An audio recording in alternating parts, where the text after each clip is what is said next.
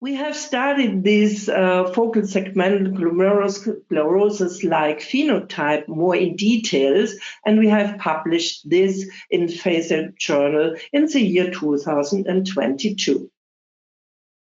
Now you can also make from this single larvae always a cross-section and to study the morphology inside of the glomeruli.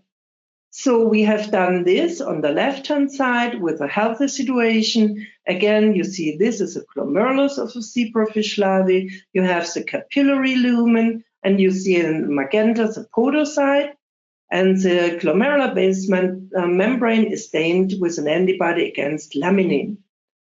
If you have then induced a really severe phenotype, you can see here that you only have left the glomerular basement membrane. You have lost nearly all podocytes from the capillary.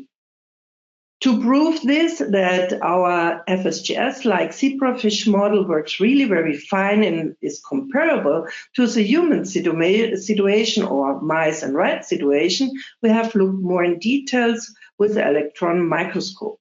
On the left-hand side, you see here, it's a lumen of the capillary. You see the endothelial cells. The glomerular basement membrane is labeled here in this image for better visualization in yellow. And at the outer aspect of the capillaries, you see the podocyte with the cell body and the food processes here in a higher magnification.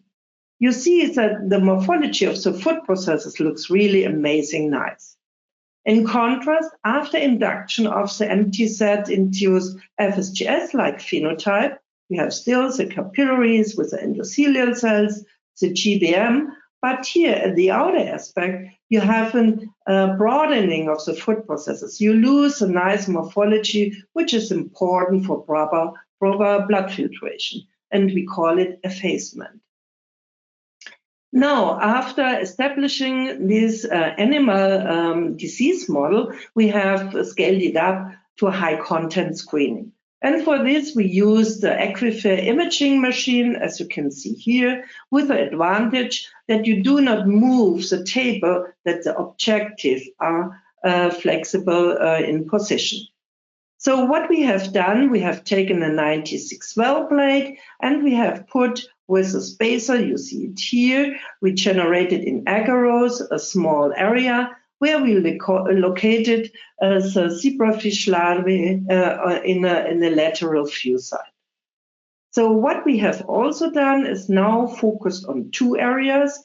One is more the tail region, and you see here in a higher magnification the fluorescence in all the vessels due to a vitamin D binding EGFP fluorescent in a healthy situation. And we focus to an area where the glomerulus is located, and here you see the magenta stained podocyte. So you see here and moving on the left-hand side, which illustrate that the animal is still living. If you are looking a little bit carefully, you see the blood dynamic. You see that the erythrocytes moving inside of the vessels. And the same image in fluorescence was taken from this area, and you can see nicely the fluorescent vesicles. Then we have generated a so-called segmentation mask. You see it here, which recognize most of the vessels automatically.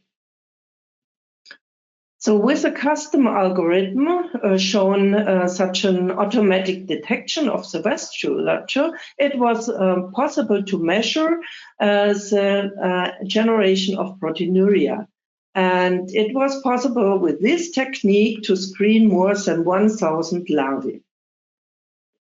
The second we need is the situation of the pronephros, of the glomeruli. And here we have also an algorithm which recognizes the specific region where the fluorescence glomeruli is located. And here we have a detection center of mass. If everything is now prepared, then you can start with your experiment. At day 4, post-fertilization, it's here written with DPF, we induced this disease by the treatment with metronidazole for 24 hours. After 1 day or 24 hours later, we have removed the metronidazole and done the first measurement in the 96 well plate. And the second measurement was taken 1 day later. So we measured the intensity of the fluorescence in the vessels as well as in the glomeruli. You see an overview of this 96 well plate here. We have one control group, we have FSGS alone, and then we put different drugs into the wells and measured the vascular fluorescence as well as the glomerular fluorescence as shown here. With this method, at the beginning, we screened 138 compound small molecule library for its protective effect. And we have found that there is a really very good link to histone deacetylases, which shows a beneficial effect on some zebrafish larvae. We have taken, to sum it up, 70,000 images of the zebrafish larvae, and we have identified several substances that prevent the loss of the fluorescence. That means the FSGS induction was reduced. So here you see the hits of the in vivo drug screening. On the left-hand side, you see the results for the vascular fluorescence. Remember, it was a green fluorescence. We have had two important hits. And on the right-hand side, the glomerular fluorescence. And we have focused on this one. It's belinostat. It's an already FDA-approved pan-histone deacetylase inhibitor, which was also validated or similar one of this histone deacetylase group by another group in Italy, panobiostat, that it works very well to avoid dedifferentiation of podocytes.